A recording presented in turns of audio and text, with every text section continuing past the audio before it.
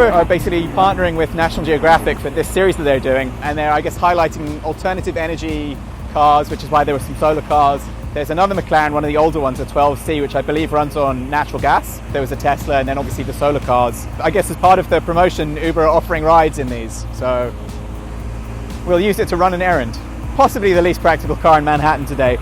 We've had some interesting cars so far this year, and they expose stuff for cooling. But I mean, even compared to the 650 or the Lamborghini, you know, where the vents here just open the whole of the car up, you know, cooling fans on radiators and the actuators for the wing, which pops up under braking. That single central exhaust is a fantastic detail, which probably shoots flames when you're going fast enough. So obviously the car is completely made out of carbon fiber, uses the same monocell or a variation of it as McLaren's other cars. So they've just basically designed one central tub and they can use it for lots of different cars on the range. This has much wilder aerodynamics than their other cars. It's lower to the ground. The engine is a 3.8 litre twin turbo V8, which is the same engine block as the other cars in their range. The difference with this one is that it also has a hybrid. This really is one of the very fastest cars on the entire planet right now. Here we are in a McLaren P1. I'm very excited about this. I probably shouldn't say on camera how nervous I am driving this in New York City. I think we can probably all imagine. The carbon fiber work on the interior here is actually, if anything, it's even nicer than the bodywork outside. I've driven the 650S, which I think is quite similar to the 12C. So I guess maybe some of the differences. Well, for starters, the noises are actually very different. The engine itself sounds fairly similar. Obviously, it's essentially the same sort of thing, 3.8 liter V8. But it's just that single exhaust instead of right. So you've got the different exhaust, plus the air intake right above your head, plus the massive turbo spooling, and the wastegates are incredible. So much more noise. And then you also can hear the electric motor. Under acceleration, it sounds like a spaceship. Right. Drivability, I think the steering is much more precise.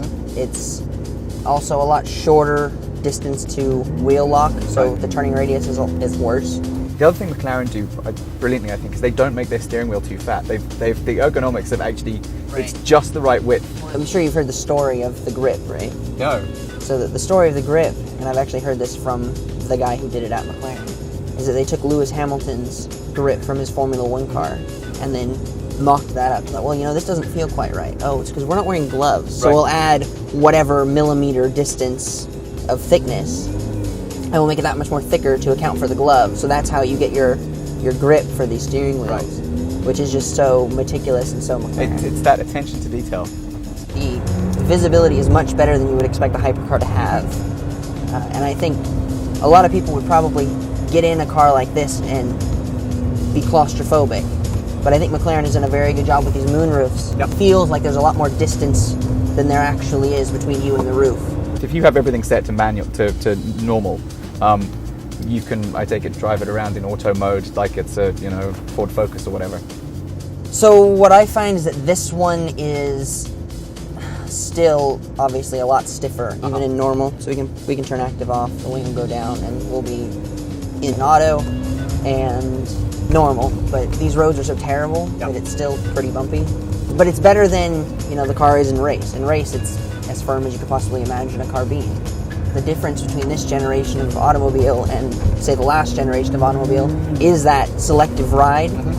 Because no longer do you worry about, I'm going to jump in my Ferrari 430, but I have to go on a long drive, so my back's going to be killing me. Because it's the track machine when you want it, and the soft Bentley Cruiser when you need that. And on this car, pretty much everything was a standard option. Almost everything.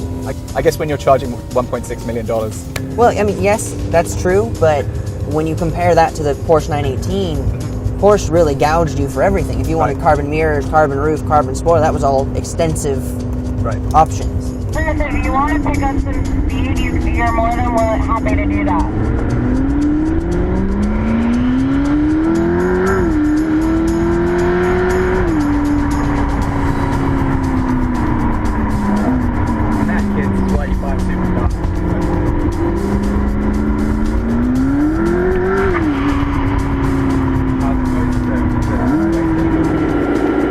That was much more exciting than anything else today. So.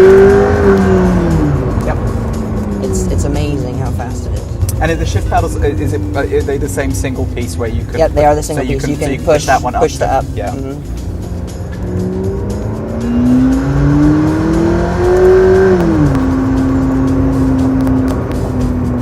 I think what wins for me in the P1 is the noise.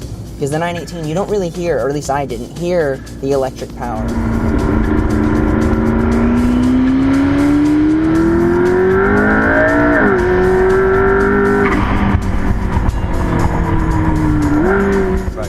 In this you do. You can hear the electric. You can hear the turbo spool up. That being a naturally aspirated V8, you don't get. Yeah, I'm guessing that's probably. I mean, that's their version of the RS Spider race engine.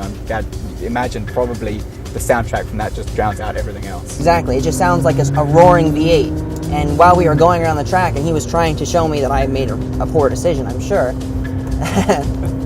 That was what I noticed. Was it's lightning fast, but the drama in the noise is lacking compared to this car. Right. The other difference is that this car doesn't have the creep, whereas on the 12C and 650S, you take your foot off the brake, it'll apply the clutch and give it a little throttle to make you move forward like an automatic.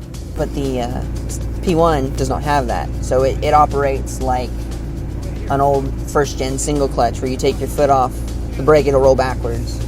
So that's different getting used to, and it just makes it feel much more rugged, I guess. Right. The 675 also doesn't have the creep, and I think that's probably going to be something that changes in the future, is eliminating that to make the car feel more monstrous, I suppose. This is like a release of frustration just sitting in traffic all day.